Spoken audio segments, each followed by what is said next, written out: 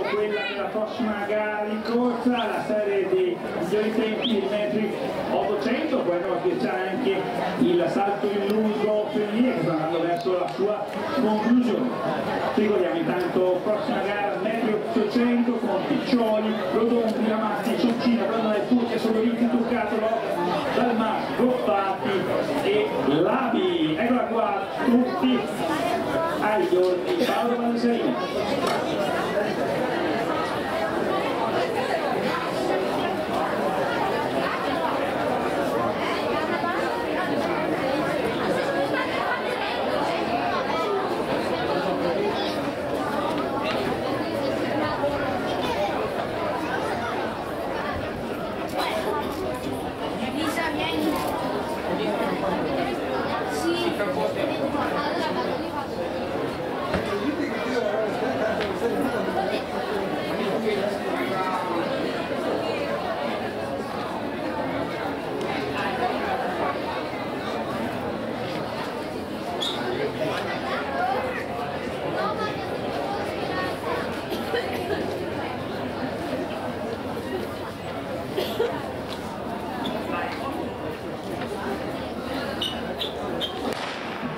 Partenza regolare per dei metri 800, partenza Piccioli, Rodondi, Ramazzi, Soncina, Grandona, Curca, Sodolini, Turcato, Losa, Dalmas, Goffati e Labi.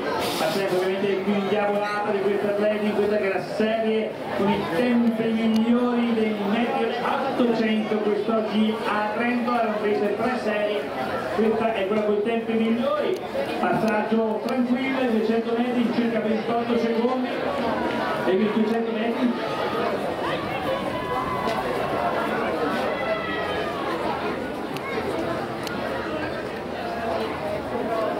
Attenzione, allora il resto del video principale, applauso per questa terza serie di continua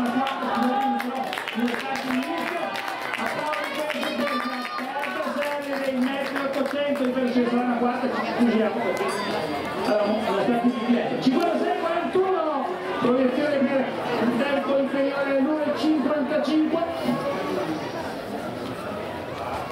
per questi 8 centisti della terza serie. Gran battaglia sull'etino Porti, anche un po' di vento trasversale che sicuramente non facilita il lavoro di questi 8 centisti. Abbiamo 3 atleti e 600 decisamente davanti a tutti, 1,27 passato ufficiosissimo. E allora vediamo gli ultimi 150 metri, ultimi 100 metri, del metro 800, applausi per questa